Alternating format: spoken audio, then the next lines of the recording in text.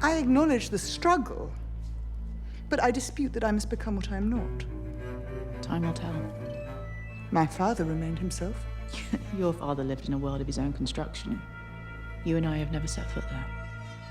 Welcome to A Cast of Kings, a decoding TV podcast about the HBO original series House of the Dragon. I am one of your hosts, Jessie Earl, as always, and it has been several years since I read Fire and Blood, the book upon which House of the Dragon is based, and I am joined once again by the author of the unofficial guide to Game of Thrones and my fellow wonderful co-host, Kim Renfro.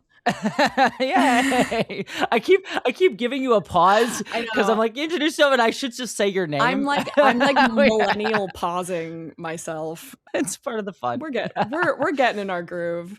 It's good. We're doing it. Me, this voice you are hearing or watching if you're looking at us on the internet. My name is Kim Renfro, and I have reread Fire and Blood many, many times, including literally like an hour ago for particularly relevant sections today. You read the whole thing an hour ago, just an hour ago? I am a super bot now. Well, today we are breaking down the new administration's first day in office in the Red Keep that certainly feels like it has no relevance to modern day politics whatsoever, with season 3, episode 3, titled Rhaenyra Triumphant, written by Sarah Hess and directed by Claire Kilner, who are the same duo from last week's episode. And if you want to support shows like A Cast of Kings, please consider becoming a paid subscriber at Decoding TV, where you can get ad-free episodes of the show as well as our bonus episodes where we go into comparisons from the book to the show. Also, if you want to give feedback on the podcast or have one of your comments possibly read on it by Kim or myself in our lovely voices, please send it to acastofkings@gmail.com. And finally, subscribe to watch video versions of this podcast as well as the main Decoding TV podcast at youtube.com/Decoding TV, because again, Kim and I are amazing and you should look at our faces. But with all of that said, we're going to jump right into our general spoiler-free thoughts on Season 3, Episode 3 of House of the Dragon, and then we will jump into our full in-depth recap and review with full spoilers in just a little bit after that. But starting us off, Kim, what'd you think of Episode 3, Rhaenyra Triumphant? This was a hard watch. Yeah. And not because it was a bad much. episode of television, but because it was like an exceptionally well-made, well-acted episode of television in which very little things that I wanted to have happen were happening. My goodness. Like, I loved getting to spend so much time focused on Rhaenyra and really living in her point of view. But yeah, I kind of hated watching her make mistake after mistake. I was like, what is this? Season 1 Viserys? Get out of here. Woof. Yeah. How about you? How was this one for you? Yeah, same. The entire episode, I watched this one with my partner, and she and I were just yelling at the screen. And we both read the books too. My partner even more recently than I have, and she was like, still like, "Oh no, Rhaenyra, my girl, please, please no." I loved it. It reminded me so much of a movie called Boiling Point. If you've ever seen that, it's by the same guy who did Adolescence, the show that like got a lot of attention last year on Netflix. And that movie is just anxiety in 2 hours, where it's just like it's a movie about a restaurant all shot in one take, about like you see all the dominoes getting set up for all these characters about to like make mistakes, and then the rest of the movie is just all the dominoes of bad things about to happen going off. Yeah. All the Chekhov's guns. And it's just a ton of anxiety. It's a great movie. And this episode reminded me of that same thing, because the entire time is just such a great anxiety build, and you just see the weight of it on Rhaenyra. And I really loved, and I'm going to say this now, because if I don't say it now, I'll keep repeating it throughout our review and recap, so I'll just get it out of the way here. I love that this was one of the first few really subjective episodes of Game of Thrones. Like most of the time with Game of Thrones, especially because we hop into so many different places in most of the episodes of the show, we're kind of like, we get some like subjective shots and subjective filmmaking, but it's usually shot from like an objective direction, sort of like looking at the characters. So much of this episode's filmmaking is very subjective in Rhaenyra's point of view. And I even listened to the after show and the podcast where they talked to the director, and she talked about like a lot of the filmmaking choices she made this episode. So a lot of like shallow focus shots, a lot of shots where we had, especially when we're in Rhaenyra's point of view or we're looking at Rhaenyra, the edges of the frame are blurred to sort of show like how she's sort of like feeling this anxiety and feeling closed in. Yeah. And you can look and see which shots are like that and which shots are not. She did shots. One of the things I really found interesting is she intentionally chose to have no over the shoulder shots of people looking at Rhaenyra throughout the episode. There's shots of over Rhaenyra's shoulder looking at people, but there's none of her look of over the shoulder shots of them looking at her, because Rhaenyra wouldn't have that perspective. So she banned that. We have tracking shots with her like following her throughout the castle. They intentionally got more actors to fill up the castle to have it to feel make like it feel like claustrophobic for her. Yes. And then one other thing too that I really found interesting. Again, I'm saying this all now because if I don't say it now, I'll repeat it. Yeah, because truly every scene there was some sort of filmmaking detail that we could spend a lot of time digging in on. Yeah. The sound design too. And you could hear like these noises of like ringing throughout the episode, which again is very subjective to Rhaenyra sort of like disassociating and like, because she's dealing with so much and trauma still compounding. And they sort of talked about the idea for that.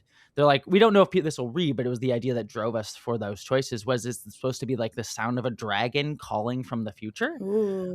Like that's anxiety of like what's coming ahead for her is sort of omnipresent in her mind, which I found really fascinating. So yeah, just all of that stuff was so good this episode. I really loved it. Yeah, major shout out sound design team. I think it's still Paula Fairfield. So continues to just really set up the dragon work to be phenomenal. I was at random tangent. I'll just also say this now. No, please. I was at a zoo recently because again, mother to a toddler. It's one of the things that children really, really love doing. And yeah, the dragon sounds I've now fully connected to in my mind. Some of like the apes that they have that like make this like whistling sound inside right before they really get loud, and it totally feels like it's like a little threat communication or a little like this could get bad real fast sound. Just very rich, very, very incredible work here. Yeah, it's something that they also spoke about in the podcast, like the opening scene. Again, we'll get into this, but they have like an army there, and they talked about like wanting the army physically there and how a lot of shows just CGI that nowadays.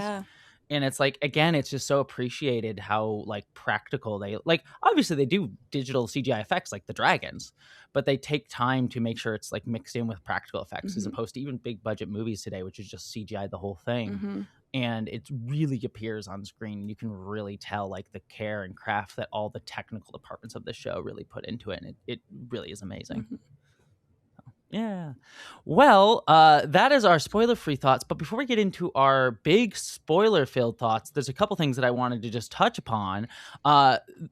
First off, I really wanted to call out a wonderful article that both Kim and I read, written by Brooke Obie, who's a writer whose Substack that I really, really enjoy. I highly recommend subscribing to it.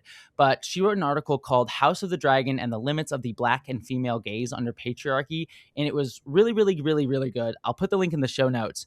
And I highly recommend everyone read it because it's such a good discussion.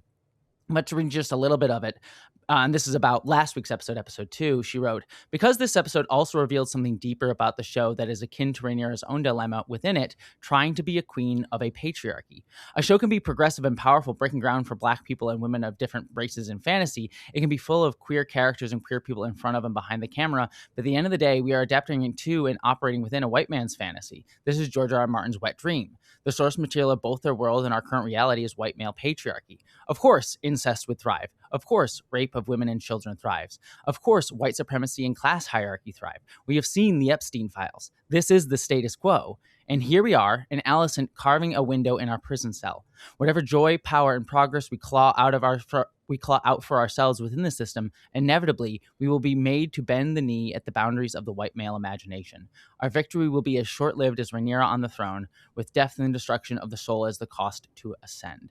It's a really great article, and it's very praising of the show. I don't want to make it seem like it's like, oh, the show sucks. It's praising of the show for really digging into the limits women have and queer people have and people of color have within the imagination of our fantasy worlds and also in our real world as well, and comparing how House of the Dragon displays that in really wonderful ways. Yeah, So. and truly, because Brooke Obie's full piece was it was done in praise of this episode, of that, like, it was a really phenomenal episode of TV to watch, and that she really liked it. And I felt so similarly in that, like, the things that really drew me to it and that were really impactful for me were happening for good reason. And then similarly, it's like there was still this undercurrent of like, something just feels uncomfortable about this. And I think that she put it into really helpful language.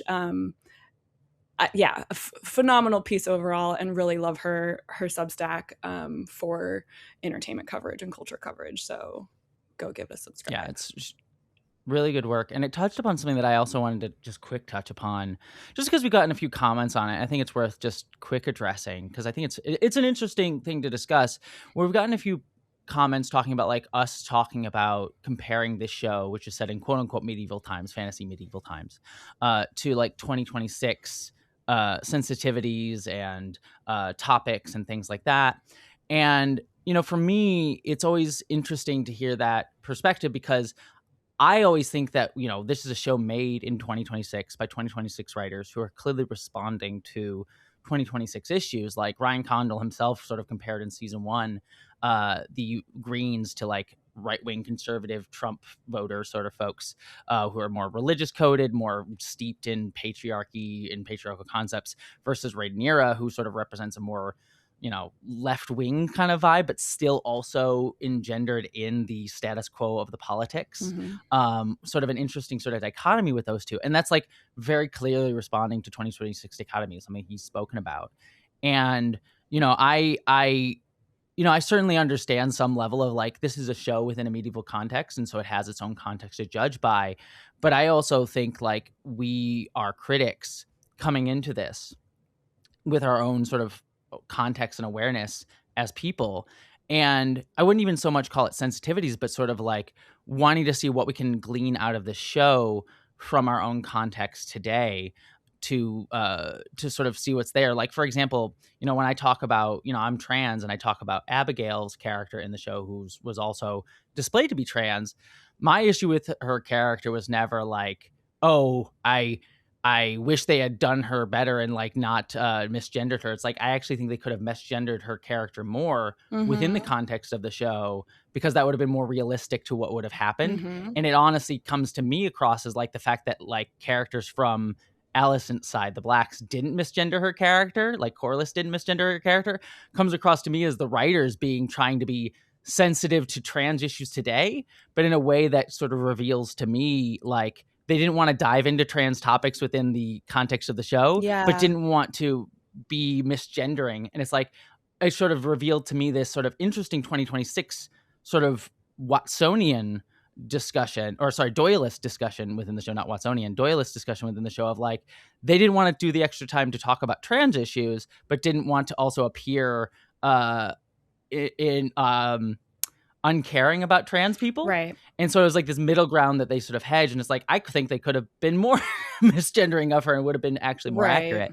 And and it gets to like something that I just think is fascinating, where it's just like, when we talk about stuff like trans issues or sexual assaults in this show, it's sort of looking at it from our own critical perspectives as people who are aware of these issues and talking about these issues from our own context and our own place.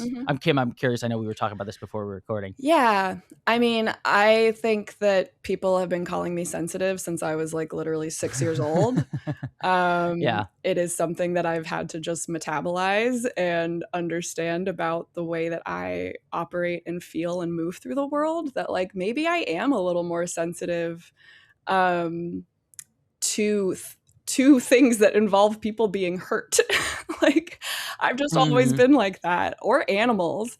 It really is just part and parcel of my inner self to care deeply about people and things and characters in stories that I'm reading. And that, yes, my own embodied experience as a woman, particularly a white woman who was lucky enough to be born in the great state of California. Like, you know, as I have grown up and entered, you know, now my mid 30s, it's just part of my worldview that like I absorb and analyze and then, you know, spit out my thoughts on media through how I understand the world to be, basically, if that makes sense. And so, yeah, my not to go on like a whole full tangent here, you know, my degree was in cultural anthropology. Like, I have studied people and also people's storytelling mythologies as it relates to like literally the way that governments function or the way that societies are built up or changed. And so, of course, I can't help but apply those thoughts and beliefs to the set of characters that are in front of me. And particularly with this House of the Dragon spinoff, I think I focused so much on like the patriarchal aspects of this and what Alicent and Rhaenyra are doing within the patriarchy that they live in. Because that, again, to your point, has been like an explicit mission of this creative team.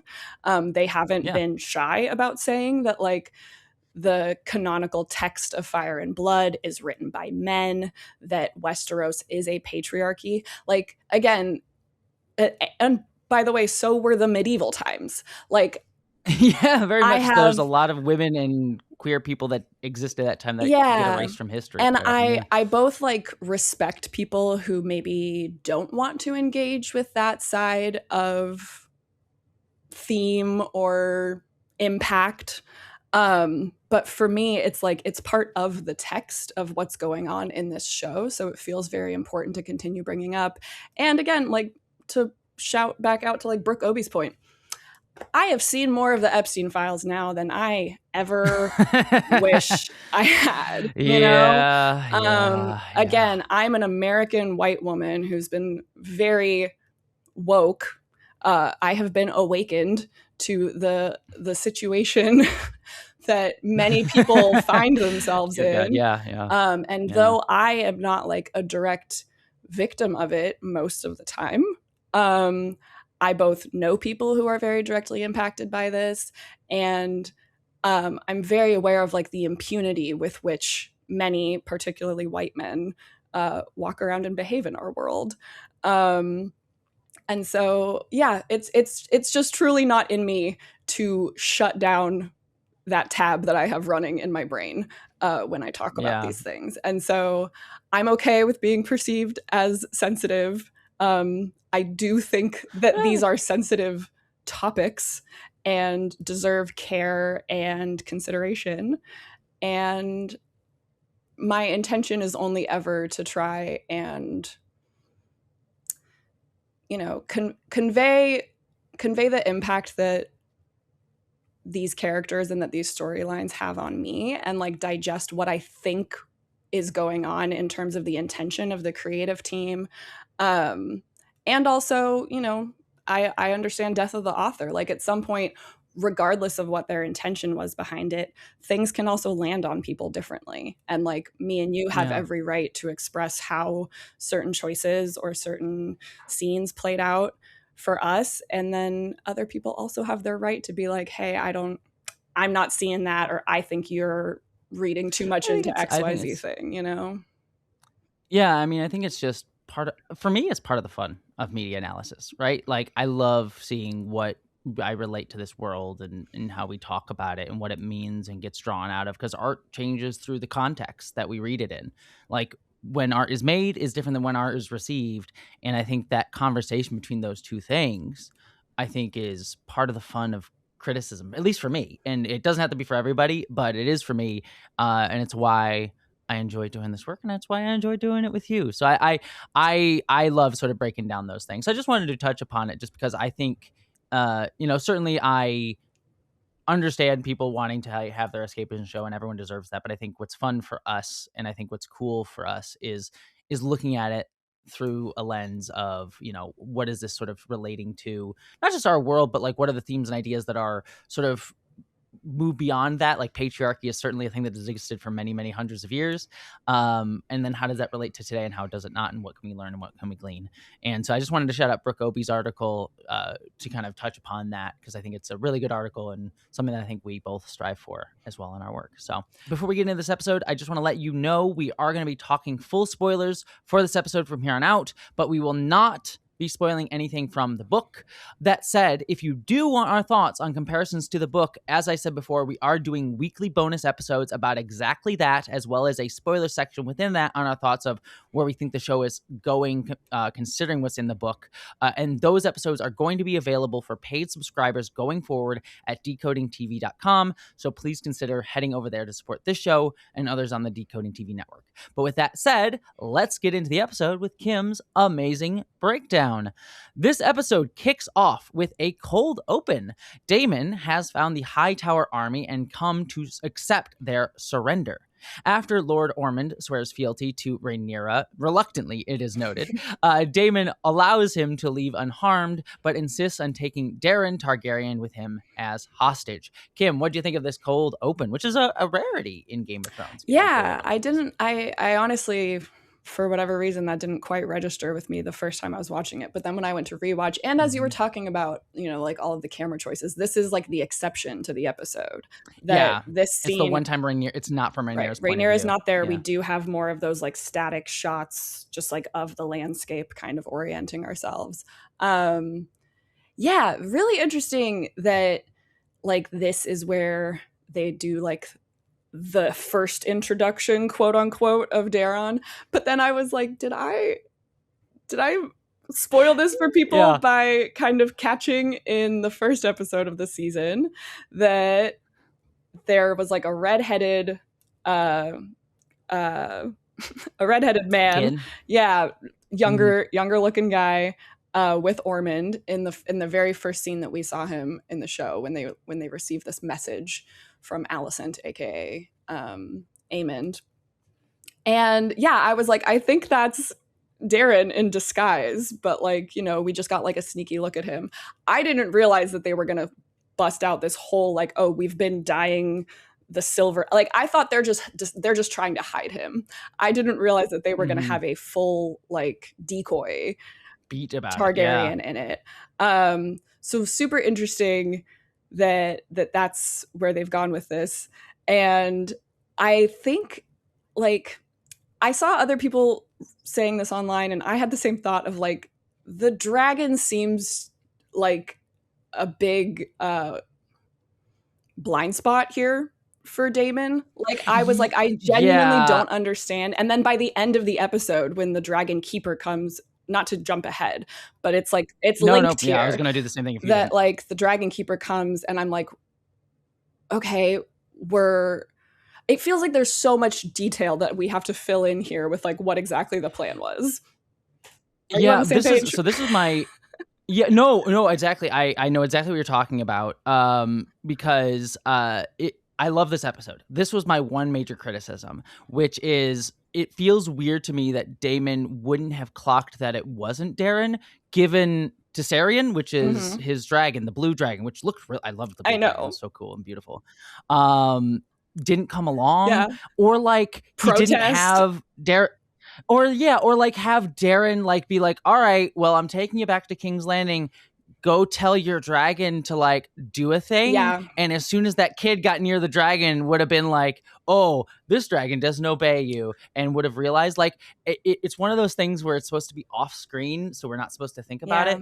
But my rule of plot holes with something, I always have this rule of plot holes where like if it's something I'm watching and I don't think about it until afterwards, I don't really consider it a plot hole, because it was like I wasn't thinking about it in the moment. So therefore it's like I was in the work, and maybe I can take apart a work after the fact, but like it's not a plot hole to me if it's not something I'm thinking about while I'm watching and I'm in the emotion. Here though, I was explicitly like, wait, that makes no sense to me. And then I started getting ahead of the episode because of it, because I'm like, this kid is definitely not Darren.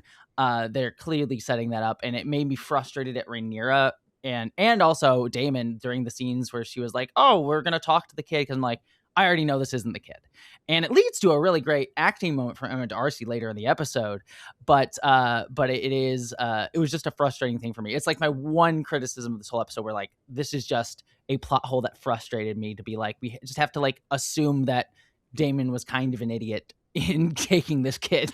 Right. And I guess I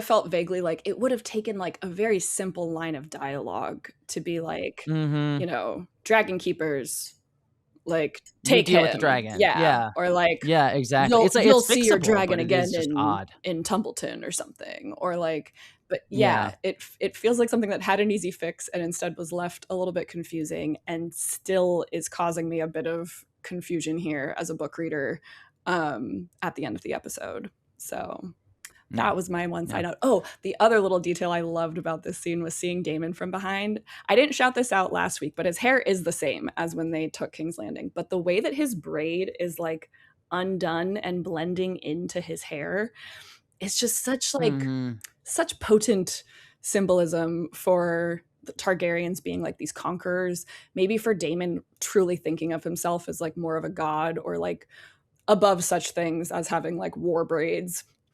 Versus Rhaenyra, we get all of these great like shots of her really intricate, but also like there's something slightly off and asymmetrical about her braiding in this entire sequence, or like this like phase of her ruling that I really love. Yeah. Well, we keep going. We get opening credits as per usual, and we have new details on the tapestry. Now, the Stitch story ends with Rhaenyra taking back King's Landing, and it shows Daemon on one side of the Queen with the hooded and cloaked Mysaria on the other. Then to Daemon's side, we see Corlys, Alicent, and Helena before the tapestry reveals rats at the base of the Iron Throne and masses of smaller people reaching their hands up towards Rhaenyra, which obviously is very relevant to this episode. The tapestry then rips apart, which I have to say, when I was watching, I'm like, that was like, ooh, that's cool. And the camera flowing under all the threads until House of the Dragon appears, which is very obviously quite a visual metaphor for the state of the Targaryens this episode. Mm-hmm. Also interesting that if this tapestry is kind of representative of like the propaganda that might be told one day about all of this history, the fact that like Mysaria is right next to her when in this visual of her taking back the city, even though we know, the audience knows, that she left Mysaria behind and only called for her after the deed was done. Just an interesting detail to keep an eye on. Yeah. Well, back in King's Landing, Daemon has no time to spend on Rhaenyra's emotional transition to living in the Red Keep once again. There is business to attend to, like meeting her alleged third half-brother for the first time, as we just discussed, and discovering that all the royal gold is missing from the treasury. Damn. Well, Kim, what do you think about all of this? So yeah, we're getting into Rhaenyra's first days in office. Yeah, I loved the beginning shot of her standing in Viserys's room and like speaking about how like she feels ghosts here. This was also a time where you see Rhaenyra holding specifically like her middle fingers. Like she tends to grasp her middle fingers. This seems to be an acting choice that Emma Darcy has made. When Rhaenyra is particularly like vulnerable, I think. It's like a little self-soothing thing. And I had clocked throughout most of season 2 that Rhaenyra was no longer holding herself in that way. And that it had been a while since I had kind of seen that part come through. And so to suddenly see this more like tender-hearted, almost like a little scared, sad, obviously, like she's really feeling her childhood self come through, to like see Emma Darcy once again making that acting choice. I was like, oh, Rhaenyra's little hands. I just want to like go give her a hug. And it's so contrasted with Alicent. We see like throughout this episode too. Alicent similarly is often holding her hands, but Olivia Cook always has them like gripped around each other. Like she's like truly holding her own hand with one another, as opposed to just like reaching out for her fingers. Yeah, just a beautiful little detail that I noticed right off the bat and really set the tone for like the state of mind that Rhaenyra is in. it's also very relatable of like, I don't know if anyone's ever I know that some people have. Not everybody has had the privilege of like growing up in the same home for a really long time and then returning back to it. Some people never get to return to their childhood homes, which is sad. But for those who have, I feel like we can relate to this like feeling of like, oh my God, I'm like having like active flashbacks to all of these both good and bad times I've had in this house. And like, I don't know how to actually bring my full adult self into this environment right now. Like that sort of like reversion into younger versions of yourself. It reminds me of like, you know, I'm an adult, and I'm sure many adults can relate to this, of like going home for like Christmas or Thanksgiving with your parents, and then you're instantaneously like back in like your parents' kid again. Like I remember I went back for Christmas the other year, and my stepmom wouldn't let me drive her car because she's like, "You're always bad with driving cars." I'm like, when I was like 18, like I live in California. I drive in LA now, Mom. Like Mad Max territory out here. Yeah, exactly. So, but it's that same thing of like you just instantaneously kind of become a kid again, and I really loved that. It's kind of repeated throughout the episode, her feelings about her father's bed and like being in that room and that space and like feeling his ghost kind of omnipresent throughout all of this. And I think it speaks to a lot of the choices she makes throughout this episode of that ghost of Viserys sort of like hovering over everything, where like I think like her father was a peacetime king, and she's now coming into a world in a situation where like you can't really rely on those same tactics. Not that her father was particularly like astute king, let's just say, but certainly he had the benefit of being in a easier time for that to be the case, and she does not get that, and we get all these sort of like choices that she makes over and over and over again. And I liked this bit that Emma D'Arcy sort of talked about, where they pointed out that Rhaenyra kind of has this obsession with legitimacy this episode, of like wanting to legitimize herself, meaning Rhaenyra, throughout all of her choices. Like that's the guiding choice behind all of this. And I think it speaks to not only the fact that she's been questioned throughout the entire show, but also the thing that like I experience, and I think many marginalized people and women experience, of like feeling this imposter syndrome of like, do I really deserve this? Do I really belong here? Because you're constantly questioned in ways that like men are not. And so it's like she's already questioned just on legitimacy, partially for being a woman, but like just on that basis alone. And then add into this like people questioning her as a woman, as a leader, like all of that sort of adds to this compounding, like, well, I need to prove that I am legitimate. And because that anxiety, I think that underlying anxiety that is shown in all the filmmaking and all the choices and in the performance informs so many choices, like, as you noted here in your notes, the red flag choice of over prioritizing a formal coronation over like, you know, other options. And it's like, girl, you have bigger issues to deal with, but like she really wants to legitimize that. As soon as she said, but my coronation, like that was the first thing on her mind when she found out that the treasury had been emptied. I was like, no, Rhaenyra, that should not be the first thing on your mind. And yet, right, I understood this like insecurity that she's operating from, and it just this was why for me it was a hard watch, because I really want Rhaenyra to feel the empowerment that she deserves. You know, I want her to be able to like walk into the throne room and be confident and like have all of this assurance that she's doing the right thing, because like I'm like, you are, or like that's how this all started in my mind. And it's like, it's pretty wild that we've just gotten so far down the road here, and so many poor choices and diversions have been made, that she is really in a place where she is like incapable of operating from that confidence. And instead she's operating from this like dissociative grief, this lifelong trauma of imposter syndrome, you know, being thrust upon her. And then like she just truly has so few people around her that she can trust anymore. which of course, like the treasury and all of the treasury is very relevant to this because she should have a master of coin. She does not. She should in fact have an entire small council, and we discover very quickly She does not, and that she is leaving behind her maester.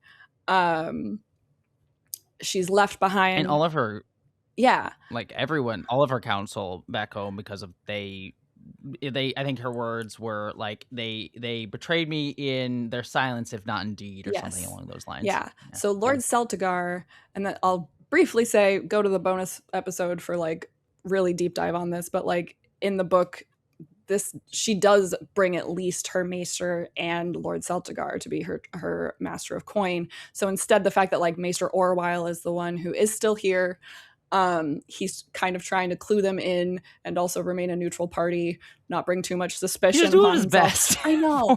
Poor man. That was another thing, like when Rhaenyra was like immediately suspicious of him, and I'm like, oh, like again, we have the privilege of the audience of knowing like, no, this is not the guy you need to be taking out your very understandable rage on. And yet he's right there for questioning.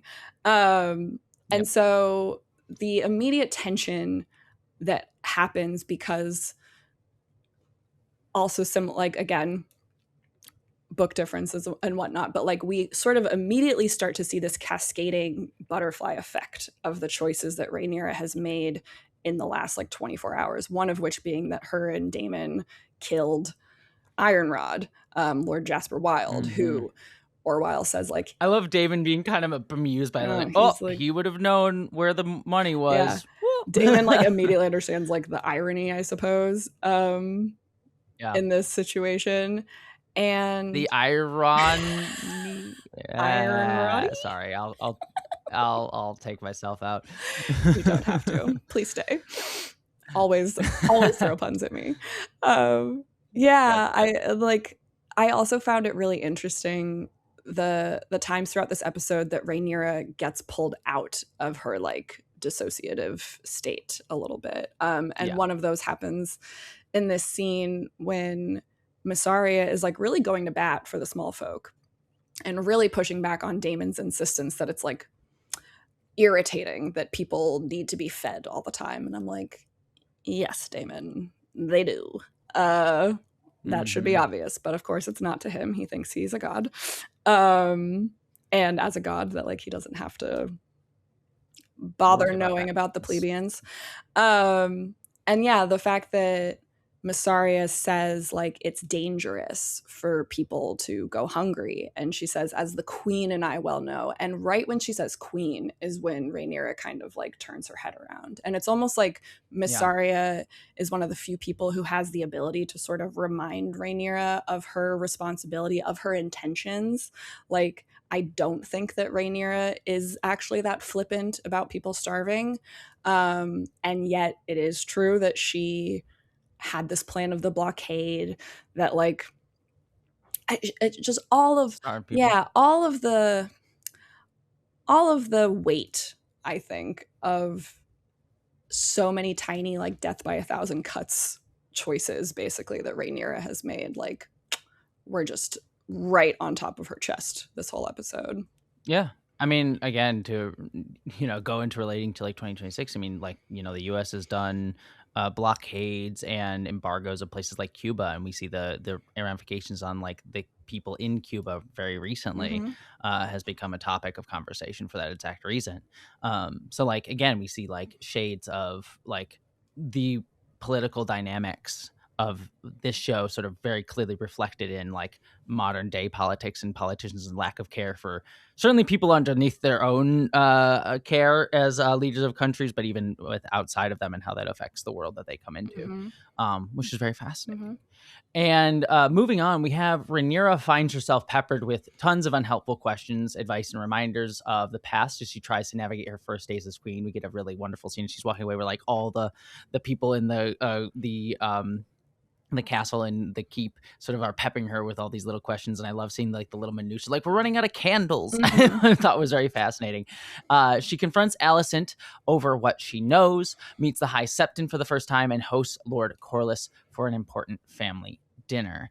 Yeah, so a lot of big things with all of this. One that I really will just mention real quick myself is I really like that scene with Allison. It kind of goes to your point that you discussed of like, we know that everything that Allison says in this scene that is true of like, I prepared the guard for you. I don't know where my son was.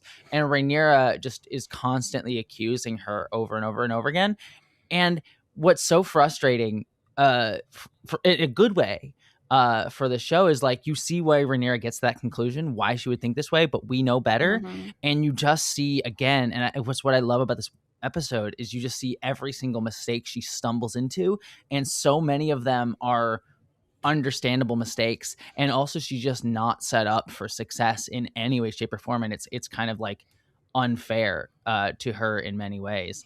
And it's so again frustrating in a good way to watch. But yeah, the other scenes, if you want to, I'm curious your thoughts on them because I have so many thoughts as well. Yeah, I love that. I also the moment where Helena kind of confronts Rhaenyra, but in a non-confrontational way. I really appreciate like the delivery of her. Like, did it make you feel better? Like, she seems like genuinely curious if Rhaenyra felt better about Jace's death after beheading Otto, in a way where I'm like, maybe Helena's wondering what will make me feel better. Yeah. Everything sucks. I just want my garden. Should I go behead someone because one of my kids is dead? Like, it was kind of almost the vibe I was getting from her. And yeah, when she goes straight from this, another quick, what I think was a mistake that Rhaenyra, that might come back around, was Rhaenyra effectively just really flippantly telling Helena, oh, your mom's the one who arranged, like, you said that I could kill Aegon. Like, I wasn't supposed to kill Otto. I was supposed to kill Aegon. I think that was like news to Helena, in a way that like that I was like, oh, Rhaenyra, why did you just say that? Just oof, so many. And then gosh, the scene with the Septon was also like, yeah, I found that fascinating. Like, incredibly fascinating. A really good, I think, tension laid out between like the faith of the Seven and the Targaryens, and the way that the splitting between them was, first of all, Rhaenyra's lie. Like, I think that her her making the choice to lie about Aegon truly being dead, I almost felt like she like instantly regretted that based on how the High Septon started responding, but then she felt like she had no choice but to like double down and really assert herself as the authority in the room. And I like that is an unsaid thing of a choice she got from Allison, because Allison suggested it, like, pretend that he's dead, and then if he raises himself up, just say that he's pretending. He doesn't look like himself. He's got burned on his own face, so just say that he's an imposter. And she, in that moment, Rhaenyra says, no, I'm not going to do that. That's stupid. But then in the immediate next scene, she does use that same tactic against the Septon. And I love that it's not directly pointed out that, but it's a little undercurrent of like how much Rhaenyra is like having to kind of think through so many things so quickly and taking advice from so many people, sometimes bad advice, sometimes good advice, and it's fascinating. Yeah, and I think in this time of her life where she feels like she has very few people to confide in, Alicent, she does keep returning to Alicent for the most confessional and earnest moments of like, I don't really know what I'm doing, or I'm out of my depth here. And she does actually seem to, there's a part of her that really wants to like trust and believe in Alicent and have Alicent be like her ally again. But obviously that's a very complicated problem. It very much is. Yeah, I thought that this scene with the Septon was excellent. The like, again, the little like flashes that he gave of what he understands dragons to be, like how he said that they were like profane magic created in darkness and lust and pride, and later they don't create, they only just and like even later it almost felt linked to me with like the choices of what Daemon is talking with Rhaenyra about later, about like Valyria and legends of men with wings, and like it really brought into the fold this episode more of that like ill-fated destiny type of vibe that the Targaryens seem to have going on around them. And it's interesting how that overlaps with like this prophecy. We can talk about that more with Daemon. But yeah. Also, I was really starting to believe that Rhaenyra was about to like whip out her sword and cut off his head. Like, I was debating that too, and I was like, that would not have gone well for her. I mean, honestly, we didn't see him again the rest of the episode. I'm still not convinced that she didn't do something in that moment to him, whether it's like say something else that maybe she regrets, or like this was I want to say the first of many of these little like cliffhanger moments with Rhaenyra in this episode, where I was left being like, like, what did she just do? Like, what is she about to do? Which I think very effective on me as an audience viewer, of being like, I don't think she's crazy. I don't think she's mad, but I was starting to sense an absolute unpredictability in her reactions to people. I also, not to jump ahead, I also thought she was poisoning all those nobles. I was like, oh my God. Yeah, me too. I thought that was going to happen. Are we having like a mini flash red wedding situation? That was my thought. It's like, we're gonna Walder Frey. I said this to my partner. It's like, we're gonna Walder Frey it up in here. Is that what's supposed to go down? But yeah, no, I agree. It was fascinating. One other thing to mention too is I like this idea of the religion aspect. It kind of goes into like, you know, the Greens have always been the more conservative in the traditional sense, not conservative in our modern day political sense, though it does code that way as well. But in like they sort of rely on the religion more. They're sort of much more tied to religion than Rhaenyra ever was. And Rhaenyra's got this tension there, and it very much like, especially the people, the common folks, ties to religion, and how that can sort of kind of come back and sort of hurt her in an interesting way. So I just found that to be like a fascinating kind of parallel to the political status quo of the two like teams / political parties, if we want to make that explicit connection. Yeah, and then we also got like the moment with Corlys, where Corlys asked for his kids to be legitimized, which was very cool. Little scene, which we'll talk more about as it plays out later on. But it was a nice little tense scene, as we don't really get to see Rhaenyra's response in that moment for obvious reasons. It'll become a textual cliffhanger later on. But Rhaenyra, continue on, has trouble sleeping in her father's old room, and instead goes to Daemon for some overnight cuddles. You know, gotta get some cuddles with your husband / uncle. The next day, she gets formally dressed as crowned queen of the Seven Kingdoms for the first time, and hears petitions from the small folk. Turns out that the ongoing civil war has been decimating quality of life for everyone except the wealthy in King's Landing, who've been accused of buying up food stores and hoarding them. One thing I want to note that I noticed that was called out from one of the behind the scenes of this episode was that they intentionally paralleled Rhaenyra's first scene on the throne with Aegon's first scene on the throne in season 2, of how they both were like trying to do the right thing, and then they have their hand kind of be like counseling them, as like, well, yeah, maybe not a great idea. And we get the same thing here with like, you know, her suggesting like maybe use the God's Woods, and people being like, oh, gasp, no, what? And that sort of being advised to her like maybe not a good idea. Personally, I thought it was a great idea. I just use the rich people's God's Wood. I think that's an awesome idea for Rhaenyra. It's like one of the few in this episode that like I think is a good idea, but probably a bad idea politically. Yeah. So yeah, it's an and like her naivete about like, oh, just cut the wool off the sheep before you feed them to the dragons. And in my mind, I'm like, sheep stealer was really just blasting those guys whole. Yeah, exactly. But yeah, what did you think about this? There was another moment too that you noted that she gets her period, which was also really interesting as well. I thought that was a cool choice. I was also not expecting that.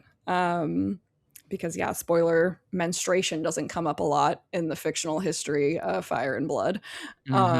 So men seem to not want to talk about menstruation all that much. They seem to be very scaly in women's bodies. It reminded me so much of the scene back in season 1, shortly after Rhaenyra gives birth to Joffrey, where presumably in this system, in this setup, I believe it's unusual for royal, like highborn mothers to actually breastfeed their children.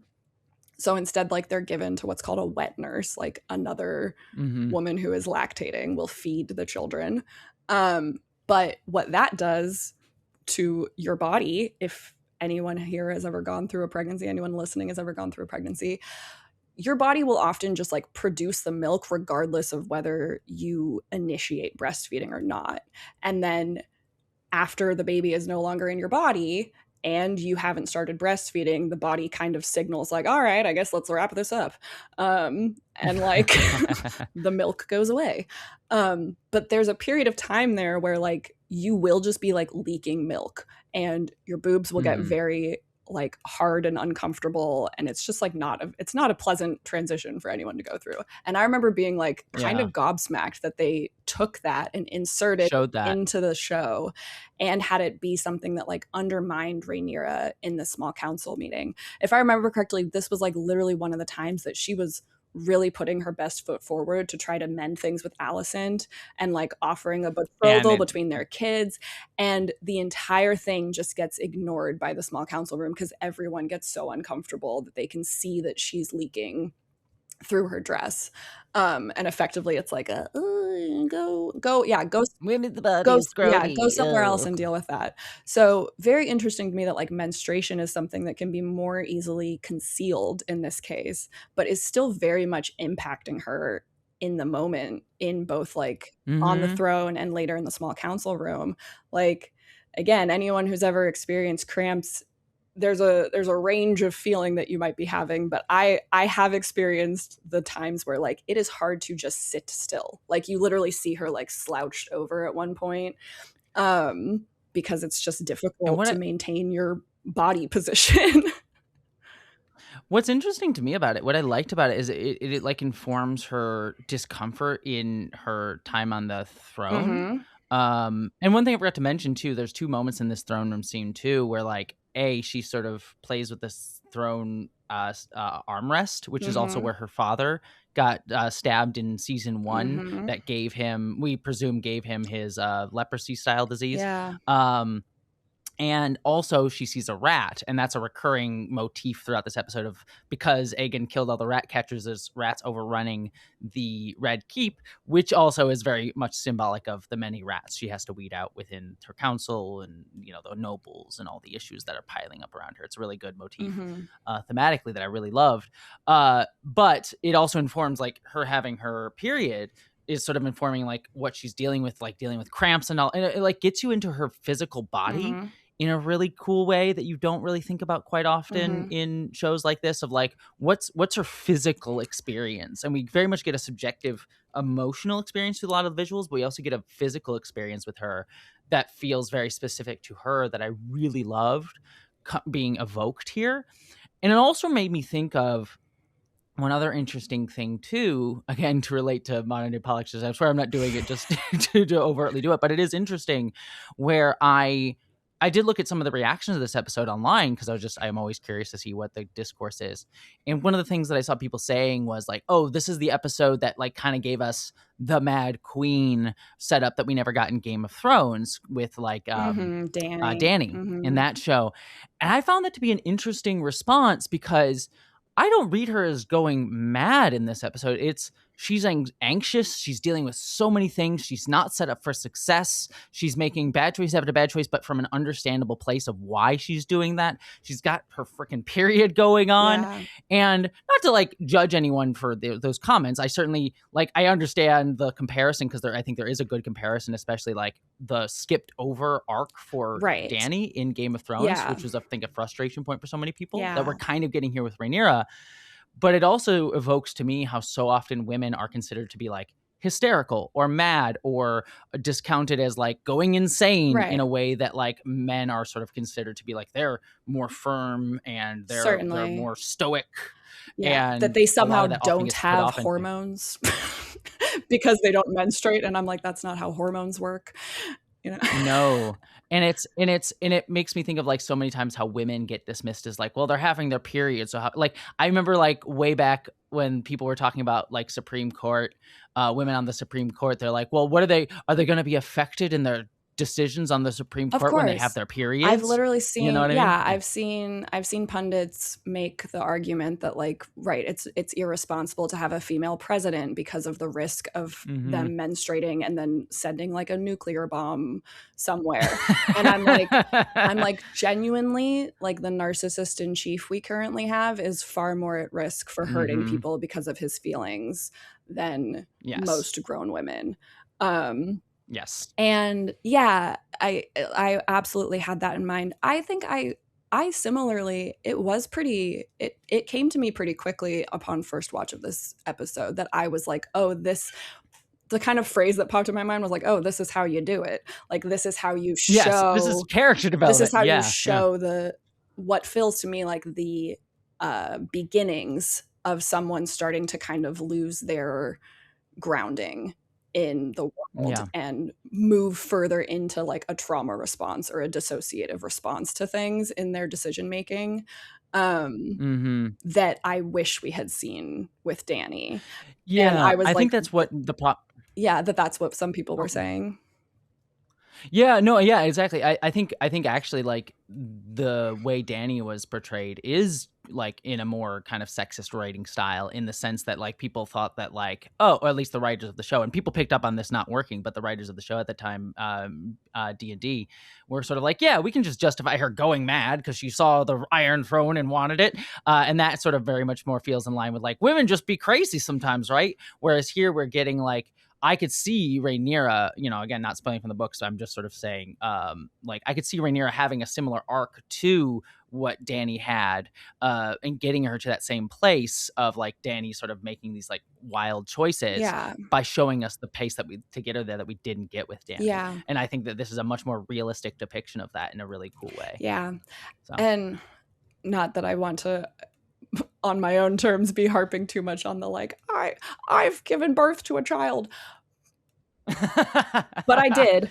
You gave birth to a child. You could talk about it. All right, do it. I think that's the one time you can be like, yeah, I did that. I did do this. And part of my experience in the last few years has been realizing how much I didn't know until I was physically experiencing it myself.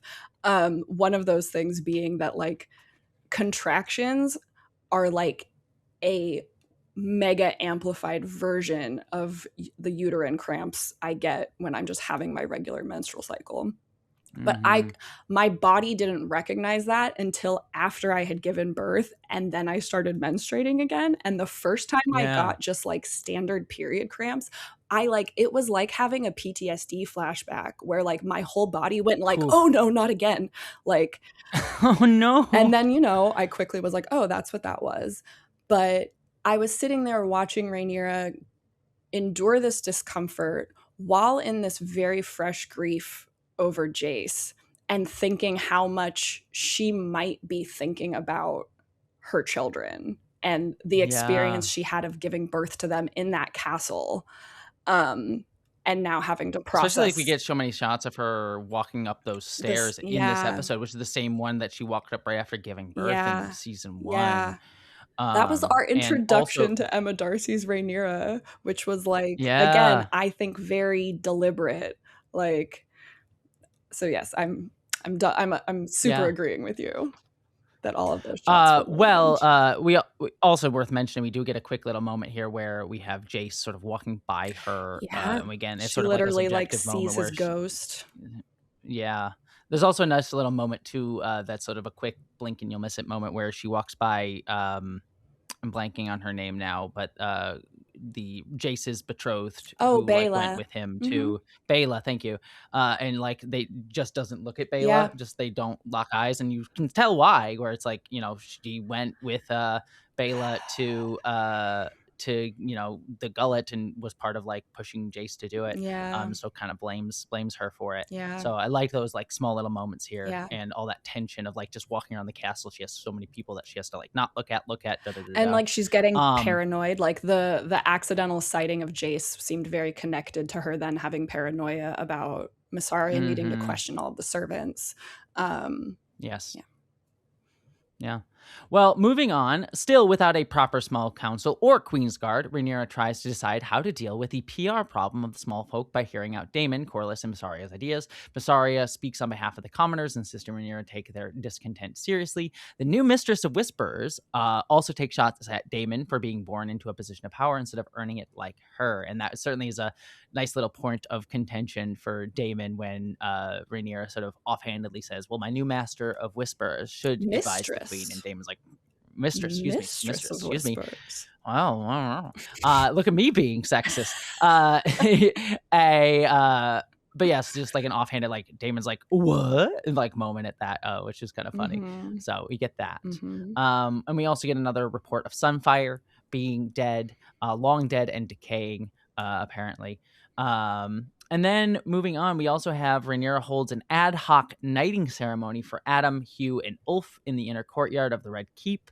She lets Hugh and Adam choose their styling, aka formal knight name, and Hugh sort of like, again, pointing out how he wants to be a Targaryen and being denied that, which is another frustration point. Also, we didn't call it out in the opening, but in the opening scene, Daemon sort of just teases Ulf, like teases the Hightowers by saying, "Ulf, you want a castle?"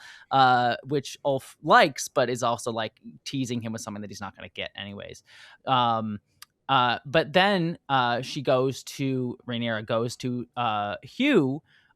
She goes to Sir Hugh the Hammer and Sir Ulf the White, but Rhaenyra assigns Adam his styling, calling him Sir Adam of Hull instead of Valerian, which directly goes against what Corlys wanted to have his children named in his styling. Before parting, Hugh tries to get Rhaenyra to decide on where he will live, but she pushes off the responsibility. I also want to call out the acting choice by Emma D'Arcy when she does give Adam his styling of Hull instead of Valerian. She can't even like look Rhaenyra. She can't even look at him. She like says it and then sort of like looks away and like pointedly does not look in his direction in the entirety of the scene. So which was a very cool acting choice. I also loved in this scene, I think it was a little bit of a fourth wall break from the writers when they had Ulf go, "Is that it?" At the knighting ceremony, because I believe that this is continuing a tradition here of like, we have never, I believe not in George's books, not in any of George R. R. Martin's books, nor in any of these shows have we ever seen a full, complete knighting ceremony. We don't know what the full recitation of words can or should look like. We keep getting people doing just pieces of it here and there. And so I thought it was funny that once again, that seems to have happened here, where Rhaenyra was just like, oh, okay, now you guys are knights. It's like, all right, yada, yada, yeah, we're done. They even called it out in the behind the scenes of the episode where they're like, we kind of jokingly did this as like an offhanded, like, yeah, Damon's just like, yeah, we're doing it. It's fine. Like it was an intentional acting choice by Matt Smith to do that as like, yeah, sure, whatever. And I'm like, that's just great. Matt Smith, always fantastic in his choices too. Yes. But before we jump back into discussing this episode, Kim, where can people find you? You can find me still in the archives of decodingtv.com. And if you really feel like knowing what's going on in my brain, go over to Instagram and I'm Mick_Renfro. Mick is Kim backwards, in case. That's how you know you're really like creative with cooking with the names. Hey, I had like Lost Trekkie was my handle for the longest time. I like that one. So my sisters call me Mick, so that's where that comes from. That's cute. Yeah. I like that. Yeah. Well, you can find me, if you're looking for me today, at Jessie Gender on all of the different websites like Blue Sky, Instagram. YouTube is my big one where I do video essays. But also just big thing that I want to promote this week is I have a brand new podcast that I am doing called Starter Trek, which is a Star Trek rewatch podcast with the only Tawny Newsome, who is the voice of Mariner on Star Trek Lower Decks, along with her friend Andrew T. And we sort of comedically break down some of the best, worst, and weirdest episodes of Star Trek. So please check us out. We are on YouTube and wherever you can find your podcast. I'm really proud of that podcast and how it's coming together. So please support us as we get started. But with that said, let us get back into the breakdown of Rhaenyra Triumphant. Alicent requests a private audience with Rhaenyra to ask that her father's body be sent back to Hightower. Rhaenyra says yes, then asks Alicent for advice on navigating the challenges of ruling. Kim, what'd you think of this scene? Another really great one. I continue to trust that anytime Alicent and Rhaenyra are in the same room and talking, I am locked in on what is going on. I think that, again, Emma Darcy and Olivia Cook's performances are just phenomenal. I think that this shows a real authenticity from Rhaenyra in her efforts to kind of make amends with Alicent and be more curious about her experience rather than judgmental. You know, in the past, like I can think of them almost being in that exact room in seasons past when Viserys was alive, and Rhaenyra being nothing but filled with rage over the fact that Alicent is running the country behind her father's back in a way. And, you know, for them to have come all the way to the point that Rhaenyra is like, hey, we both know that you kind of once did this job. Any tips for me? It was kind of like the solemn energy of the moment. And Alicent, to her credit, seems to recognize that Rhaenyra probably does need to be kind of grounded in some sort of truth right now. And I think that what she tells her is probably true. You know, she starts out with the banger, "You may not rule and remain yourself," which is pretty tragic to think that this particular seat of power, again, I think that the show is making a point about what it means to sit on the Iron Throne in Westeros, and the sort of necessary internal sacrifices you have to make about your moral compass in order to get there, which, like, we've already seen Rhaenyra do. You know, Rhaenyra has already made maybe some poor moral judgments. Alicent herself has gotten many a people killed over her own perceived ambitions of who is most deserving to sit on the throne and why. And I like that Rhaenyra tries to push back. Also, just like the writing, all of the dialogue is written so beautifully in this episode. This is all of it. This scene in particular, I wanted to call it. Too, is your Emma Darcy's delivery on, "I acknowledge the struggle, but I dispute that I must become what I am not." You know, I can feel that conviction of Rhaenyra of being like, no, I can stay true to myself. I really can. And then again, her father is so present throughout this whole episode. She seems to really latch on to like, well, my dad did. My dad was, you know, himself despite the title. And like, this might be like the thesis of the whole series, is when Alicent says, quote, "Your father lived in a world of his own construction.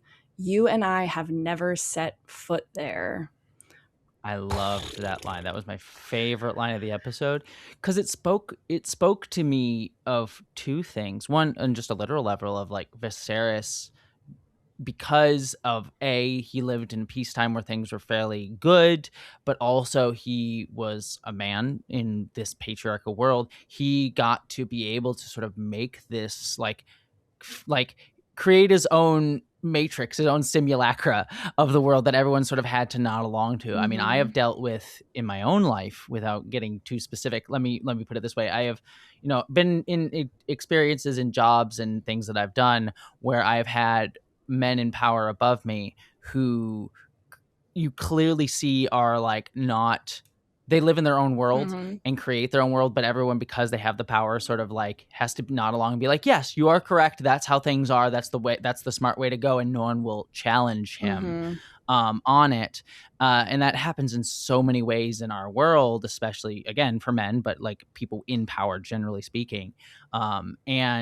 And again, with Alicent sort of being very self-aware of the fact that like Rhaenyra does not get that, both in the fact that she's a woman in this world and will never be able to like live in that sort of like carefree, or not carefree, but sort of like get to create their own reality and have no one push back on it.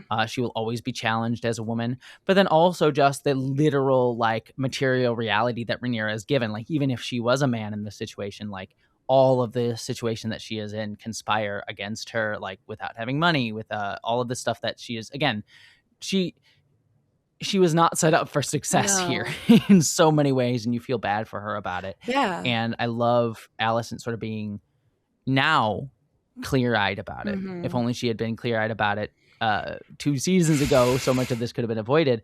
But Rhaenyra not being there, and to be fair to Rhaenyra, not completely her fault. Her father did also not set her up for success. No. He sort of was like, I'm going to name you as my heir, be wishy-washy about it, but then finally set her up as his heir, and then not truly train her to be a leader. Again, partially because of his own wishy-washiness, and also because she was a woman. Yeah. So it's such a great scene that gets at all of that in really beautiful ways, and the dialogue evokes that in such really poetic ways. It's really great writing. Yeah. Scene. It really made me think about all the times that Viserys sort of displayed this wishful thinking part of himself, or this again, yes, naivete about the realities of the world around him, and instead would be like, oh, you'll be fine, or oh, you two will get along, or oh, this will all work out. And unfortunately, he did that so many times that it led to this civil war. I still firmly lay the blame of the situation happening at this point at Viserys's feet. And so I really liked Alicent trying to kind of bring Rhaenyra into that reality. Yeah, very much so. Well, our next scene, in an attempt to rectify the small folks' economic grumblings, Rhaenyra hosts a banquet for the nobles of King's Landing and shocks them by serving roasted rat, which behind the scenes on this too, that was all edible food that they everything on that plate could have actually been eaten by the actors. So it was very funny. Yeah. She then reveals, Rhaenyra, I should say, how the gold cloaks have been sent to each of their homes, Robin Hood style, to take their food so it may be given out to the small folk. Loved this scene. You could tell Rhaenyra was truly reveling in getting to do this. It's the one time she's yeah, I finally get to do something that I enjoy, and I get one over on the people. And I like that it's connected earlier in the episode to her father. It's not someone says what would your father do? I think it was Miss Arya, I'm not sure on that. It is. And she says he would throw a banquet, and then we get this later on. And it's okay, so this is the thing that she thinks her father would want her to do. And I think morally it is the very clear, morally clear decision that she makes, but it's also, I think it's the most morally clear decision she makes, I should say. But also it's probably the most politically dumb ones, because it pisses off all of the people that she needs support of in King's Landing with power. But certainly, again, morally correct. And I like that as well. And Damon points out that it's a short-term solution. So I was sitting there being I fear you might have pissed off a lot of people in the long term for a little bit of short-term goodwill gained with the small folk. And I also was did she poison that wine? There was a lingering on the wine cups. Upon a second watch, I think maybe that's to fake us out of what is she going to do? And then it's really just roasted rats. But also, when all of those people were crowding around her as she was heading up the stairs, I only caught it because of the captions when I was watching it the second time with captions on. That one of the people was being the Hightowers are in charge of all the best wine, and now we don't have any good wine. So I was oh, maybe that's a slight acknowledgement that everyone at that table is probably used to better tasting wine in their goblets, and instead they were cheersing and getting the house red. Oh no. How dare the horrors. The horrors. Truly hard times we have. We also get the introduction of Torrin Manderly, played by Dan Fogler, which was, I was oh, hey, Dan Fogler is showing up here. So we get him sort of bemusedly enjoying the scene, and certainly still doesn't seem to be fully on Rhaenyra's side, but sort of bemused by her decisions here. This was another just one of these threads that popped up in this episode that feels left untouched or feels a little bit unresolved. And so I liked, again, this added tension of Rhaenyra constantly leaving these rooms with an added weight to her, an added sword over her neck. Yeah. Well, we also go to another scene that I really like that you kind of already touched upon. Daemon and Rhaenyra debate the strategy ahead. The queen asks her consort to go to the Vale and return with coin as restitution for the soldiers that never came. Daemon's ambitions go far beyond managing the realm of Westeros. It's this nice little scene between the two of them, which again touches upon what you were saying of him being oh, you traded in, small term gains for pissing off these people. And like his moments here. We're talking about Viserys again, hanging over the whole episode, where he's like, I made my peace with him, which we saw last season, I should say, when we had his sort of flashbacks with his brother, with the cameo in the prophecy stuff. But he also sort of points out, like, you know, Viserys was a good man, but he was never great, which is always that tension, is, you know, when people sort of believe themselves to be like deserving of power. It's like, I don't want to be good, I want to be great. And he styles himself gods, and he's sort of like, we could take over the whole world, we can go to the edge of, we can find the city where there are people with wings, you know, as in some of the Westerosi Game of Thrones lore. And you know, Rhaenyra is sort of like, I need to get King's Landing in hand before I can do that. And I thought this was just a fun, interesting little scene between the two priorities of these two characters. Yeah, and I feel like even though Rhaenyra ends the conversation being like, let's focus on the task at hand, it felt to me like I saw a bit of what Daemon was telling her, like, seep in. And again, maybe there was like a musical cue, and by musical I mean like the little, like, I should say the music in this episode was also so really good. great. We didn't specifically call it out, but Ramin Djawadi.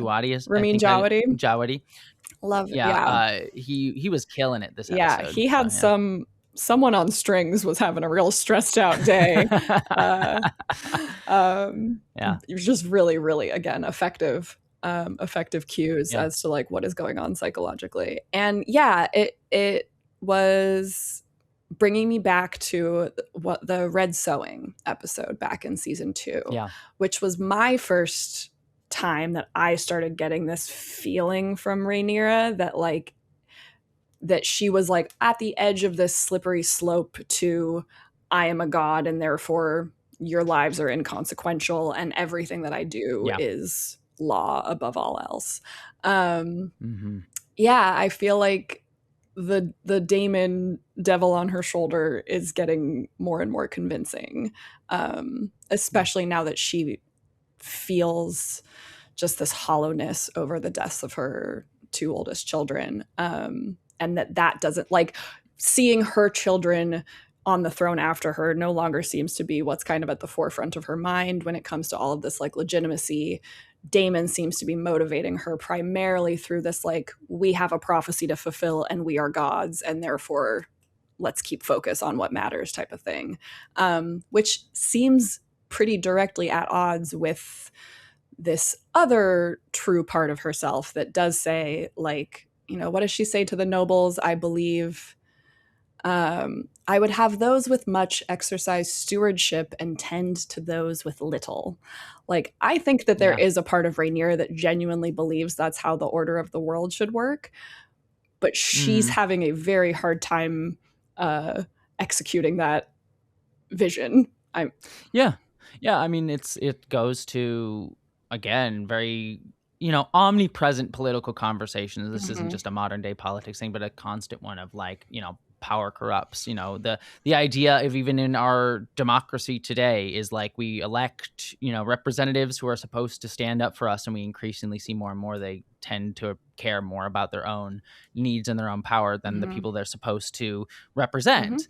The same sort of thing was supposedly argued with monarchy, as like the monarchs are ordained by the god, or I was going to say the gods, but in our world it's usually one monotheistic god, which is why I said it so weirdly there, but ordained by God to take care of the people, but obviously was much more, you know, focused on, you know, securing their own power and their own desires and own needs. And it goes again to, you know, power and how power makes people feel like they are owed things and that they are above people, no matter what system of power that it works with. Power corrupts. And like the ignorance that we see the nobles show of how they would respond if they were in the same situation as the lowborns was another, like, really good piece of dialogue that Rhaenyra throws back at them, of like, I see you would lay genteel in your grave.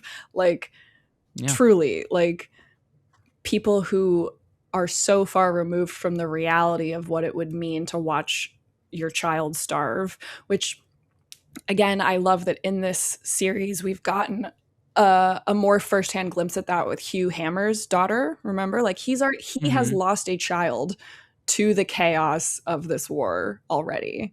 We watched him and his wife like stressing over how they were going to possibly get food, how they might get medicine, how they might evacuate to somewhere safer. Basically, like King's Landing is constantly churning out refugees effectively. And it gets brought up here too, where Hugh's later on, Hugh's wife, we learn, has left King's Landing, and he asks, to what can we do? And Rhaenyra's like, I'll help you later. Just call for her, bring her back, and I'll give you a place to live later on. You know what I mean? And it's just like, she has so many things to deal with. Yeah, you can't eat and sleep words. So yeah, exactly. It's like, again, that like constant pressure of power, and power will ultimately, like what Allison said, will destroy you, because that's what it does. And I don't think, this is me being my little anarchist self, because I'm an anarchist, very much like, power that inherently does that. Yeah, absolute power corrupts absolutely. Exactly. So I do find that utterly fascinating as a textual conversation within this show. But the next day, Rhaenyra and Miss Arya go to the large sept in the city to distribute the goods, a classic propaganda stage, as we've constantly seen throughout Game of Thrones.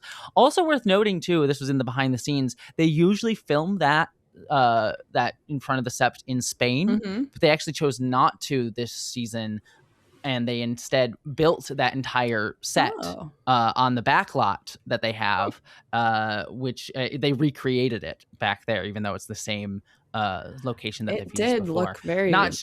It looked very convincing to me. Yeah, no, I would not have known the distinction if they hadn't said it in the behind the scenes. I'm curious why. I mean, the behind the scenes of the show was very much like, oh, we thought it would be more creative and give us more control, which might have been truly the case.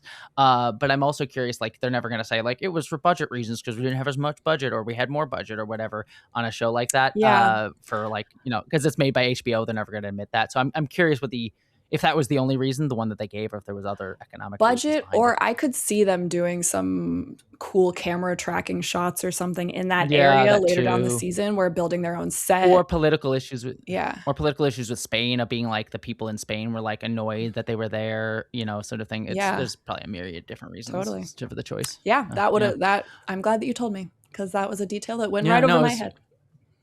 No, it was very fascinating. I wouldn't have noticed either. It was the craftsmanship on recreating something that exists in the real world elsewhere was really well done. But Rhaenyra confides that she hasn't been sleeping and only feels rage. The impact of her exhaustion and grief is starting to show on her face, contrasting the joy of the moment for the small folk. I did really like this sequence, especially, again, we had that, as you mentioned, the sort of shot where we pull away and we see Rhaenyra and Miss Arya sort of giving out food to the small folk. And it's like, yeah, good. I love this. Yeah, you be our Mom Donnie. Give the food to the small folk. We like it. Tax the rich. Where are the free buses in King's Landing? But yeah, right. The juxtaposition of this being like Rhaenyra, like the makeup that they did on Emma Darcy. Rhaenyra looks like extra pale in this scene, darker red rings under her eyes. Even like her eyebrows seem lighter. It just all gives off this facade of like, I am exhausted. I'm the life is being drained out of me the longer I stay here. And yet it's like the time that she's trying the most to be like the realm's delight again, and like really show face. And again, I do think that there is an authentic part of Rhaenyra that prefers this over any other part of ruling. Like, you can tell that she probably wishes that beheading people wasn't part of the job, and only handing out food to people who need it is the job. But unfortunately, you gotta do both. I like that Miss Arya says, like, don't worry about the sept, let this be your coronation. And I like that, and especially being done in front of the sept, it feels like an intentional, like, thumbing the nose at them, which is an interesting choice. And again, I like Miss Arya sort of being this voice of the small folk, as we see throughout this episode, and certainly even plays into, we talked about the attraction between those two characters, and it kind of plays into that too. Like, Daemon she goes to like lay by his side for comfort in this episode. And certainly she is drawn to that sense of greatness that he wants to pursue. But then Miss Arya is sort of the other voice on her shoulder, being like, hey, pay attention to the small folk. Hey, like, this is how to, like, this is what you can do to, like, make things better for your people. And Rhaenyra sort of being pulled that way politically by Mysaria, but also attraction to Mysaria. And sort of, it's interesting that there's parallels between her two sort of romantic relationships and her political beliefs as well. Yeah, that of like within the she show. seeks out the physical protective nature of Daemon, which reassures one part of her, but then she needs to be empowered and like uplifted emotionally and in terms of like her values, which is what the connection with Mysaria is born from. Brings out. Yeah, no, it's an interesting kind of connection there. Mm-hmm. Well, we have Rhaenyra then gets cornered by Corlys, who rightfully demands a reason behind the snubbing of his own children. When she refuses to change her mind, Corlys loudly condemns her own bastards, like quite publicly in front of a lot of people. This was a really great scene, and I just want to call out, I know I've talked about the filmmaking. This is a simple scene, but I loved the blocking here, where, you know, just as a filmmaker, we have over-shoulder shots of Rhaenyra with Corlys, because we were talking about that, whereas there's no one of Corlys over Rhaenyra, but one of her to him. And usually when you have over-the-shoulder shots, this is just me being a director, they sort of convey connection between two characters, and then he physically takes a step back when he gets offended by her, and we lose those over the shoulder shots, and we start getting more shots of Rhaenyra with the blurred edges of the frame. So it's like very clearly putting us in her head frame. It was like she feels connected to Corlys. He's one of her closest allies, and she pisses him off in this scene. And it's a really hard scene to watch because you just see Corlys turn on her, again, rightfully so, about being like, I defended your bastards. I have lost literally everything for you, and this is the one thing I ask. And again, I understand the place that Rhaenyra comes from with this, of like, I'm worried about legitimacy, again, that constant imposter syndrome she has. And it's like, if I make your bastards, you know, lift them up, I'll sort of, people will question my own legitimacy in that sense. So I understand where it comes from out of an anxious personal place for Rhaenyra, but again, just a really terrible political calculation on, I think, many levels for her. Yeah. To sort of lose one of her closest allies, one of her few allies that was staunch with her. Yeah, like Corlys really went through a lot to come around and be like a full-throated, like lost everything, and really was given Rhaenyra a very hard time about it for a long time, you know, like particularly Laenor's death, which I believe Corlys is still under the assumption that Rhaenyra arranged for his son's death and then so that she could marry Daemon. Like that was a massive personal betrayal to try to overcome. Then not to mention Rhaenys dying, then like Driftmark being sacked. It really does feel like it should be an easy yes for Rhaenyra in this moment, and the fact that it's not feels like a massive mistake that she's making. And I by the time that we get to this scene and she's starting, like she's saying, I'm sorry, I can't, it's the legitimacy thing, like I can't be seen to be raising up people out of your own trough. Is that what she said? Trough? At the dinner table scene, I was getting the impression that it was much more born out of her fresh grief of Jace. For Jace, and I agree. That was where I thought it was. That the second the name Velaryon was mentioned, was when she went kind of like, ugh. Because again, remember, her and Corlys had an entire debate and negotiation over like whether her sons would be known by Velaryon or Targaryen, particularly once they ascended the throne. I've seen people point out heartbreakingly that like both Jace and Lucerys died at sea, like true Velaryons.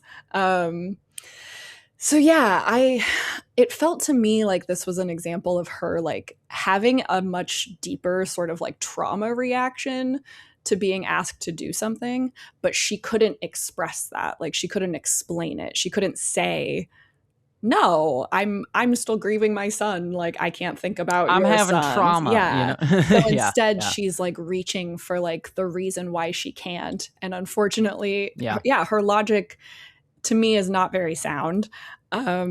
Reminds me again of like politicians trying to like compromise or move center on something in order to appease everyone. And I'm like, the result is that no one's happy.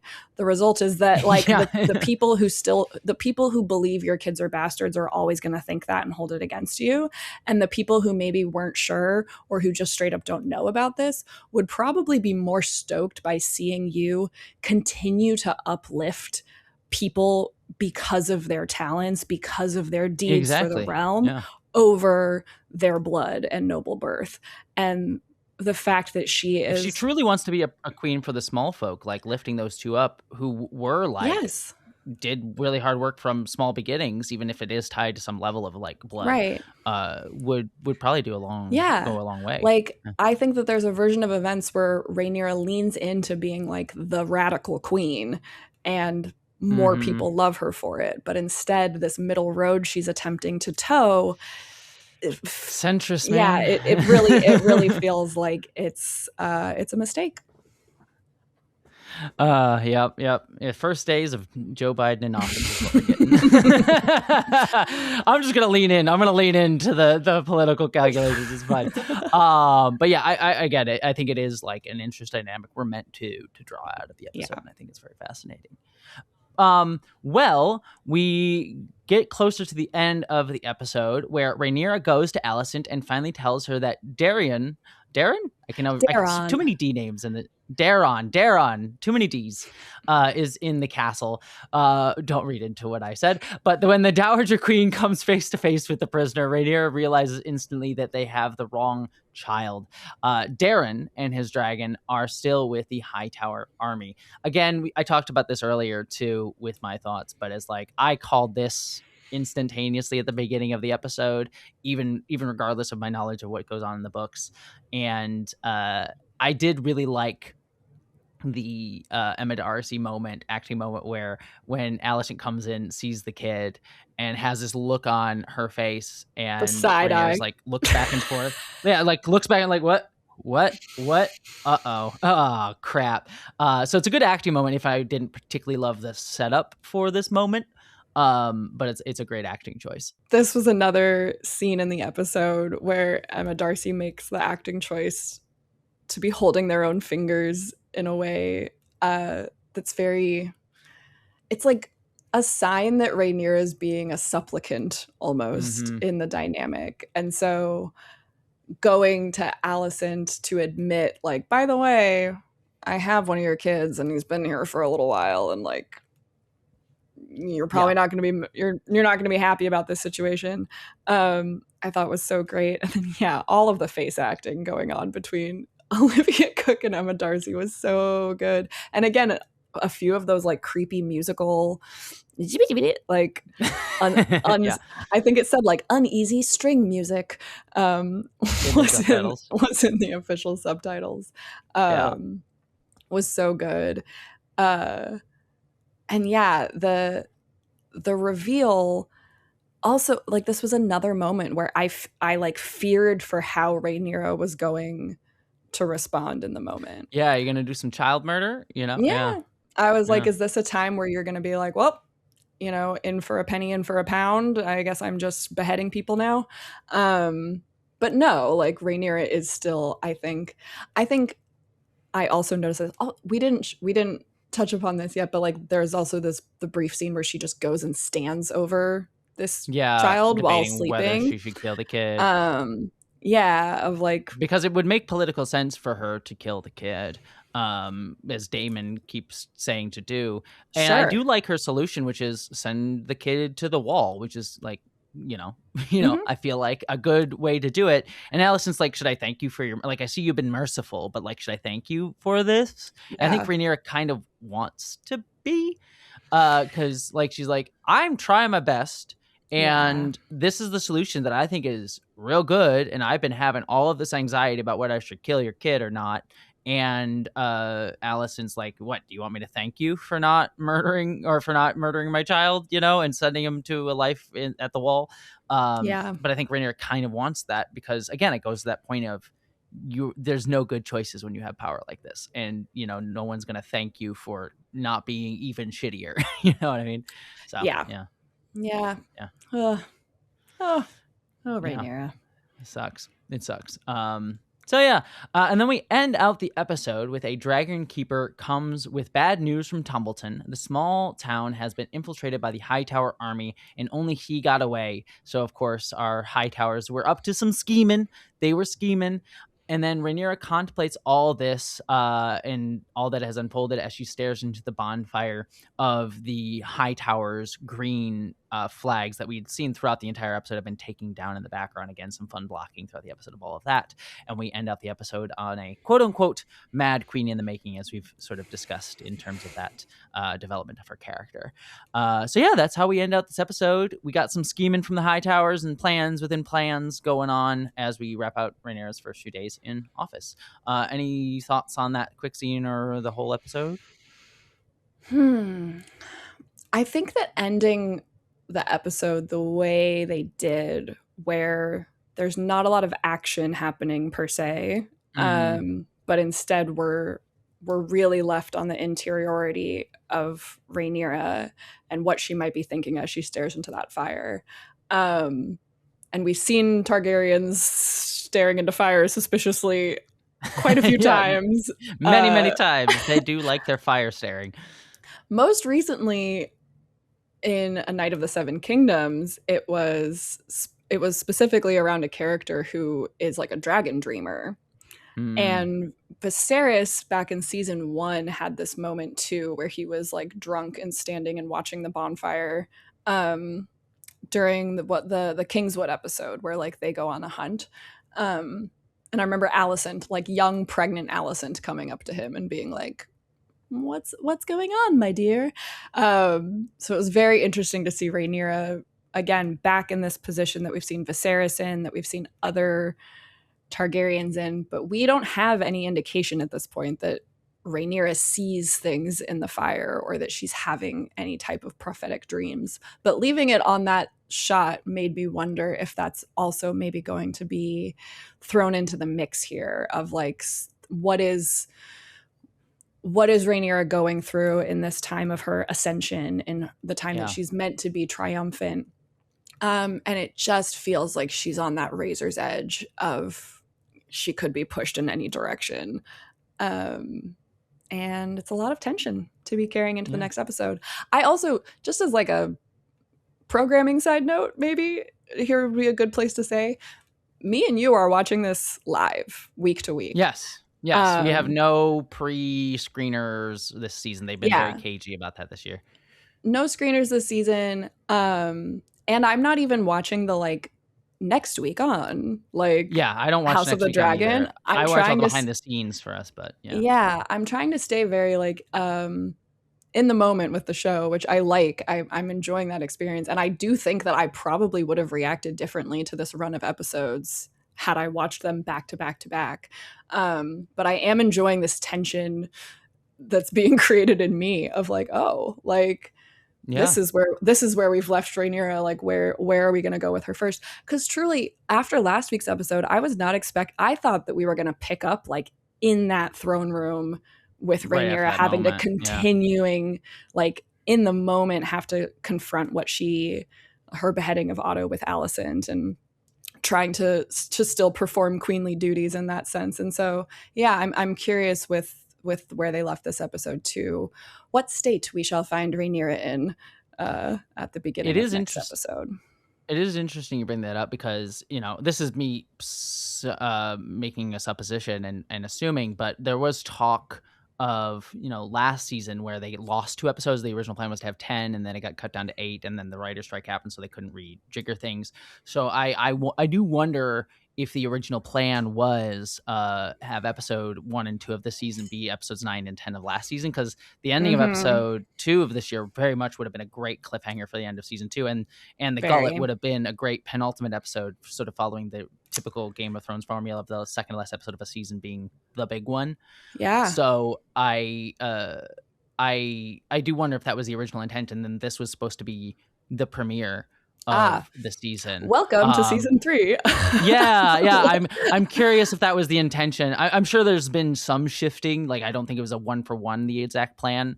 of the show, so I'm sure there was some maneuvering of things, but certainly I think that some element of that structure is played out here, and I think this is an interesting sort of side effect of that, because this would have been a very good season premiere as well for us to come in on with all of that. Another thing to note too, and again, I think it was a budget thing, but I think it paid well, is that the writers and the behind the scenes, because just for listeners, part of what I try to bring to the show is I will listen to all the podcasts and behind the scenes stuff before we record our episodes, while Kim does her excellent breakdowns of all of this. So I loved that they talked about with this episode, Ryan Condal was like, this was intentionally meant to be a bottle episode. Like, we shot it outside of the opening sequence with the Hightowers. Everything was shot on standing sets that we had. And so we are intentionally trying to sort of keep this as a contained episode. And they don't talk about budget within that. Again, I don't think they would in a HBO Max sort of propaganda behind the scenes. I mean, it is, it's supposed to promote the show. So I don't think they would talk about anything like that. But I do wonder if part of it was like, oh, let's do a bottle episode because of budget, which is typically why most TV shows do bottle episodes. But we don't typically think of a franchise like Game of Thrones, which are these big spectacle shows, having bottle episodes like this. And I actually, like, I miss that element of TV having bottle episodes. Some bottle episodes are some of my favorites. And I think that, kind of getting my overall thoughts on this episode, I think this one is an excellent version of that. This was a really great bottle episode for the show. Again, the first, at least to my mind, that maybe I'm forgetting one, but it's like really the first episode of a Game of Thrones show that feels really bringing us into a subjective experience of a character. I think the closest I can maybe think of would be like a Knight of the Seven Kingdoms, sort of is kind of that, but even that doesn't fully get into as subjective of the filmmaking work that this episode does. And I really loved it. I thought it was a brilliant choice, a brilliant stuff with Rhaenyra, and outside of my one little plot hole criticism surrounding, the don't worry about why we're not sort of curious about this one Targaryen kid. Outside of that one little plot hole element of this, I thought this was another excellent episode. They've been doing bangers all season, I think. All righty then that brings us to the end of the episode, but please do not forget to be on the lookout for the bonus episode that we will have later this week that will be out for paid subscribers on decodingtv.com. So please check that out, where we'll do our comparisons to the book and also a spoiler section on what we think is coming up on the show this season with our knowledge from the book. And if you want to send us feedback or have any thoughts you'd like to have us consider reading on the show, please email us at acastofkings@gmail.com. And with that said, you can watch video versions of the podcast at youtube.com/@decodingtv. And even more importantly, if you want to support the show and other shows on the Decoding TV network, please consider becoming a paid subscriber on decodingtv.com, where you can also get ad-free episodes of this show and other Decoding TV podcasts. But thank you all for joining us, and we will see you next week for Season 3, Episode 4 of House of the Dragon.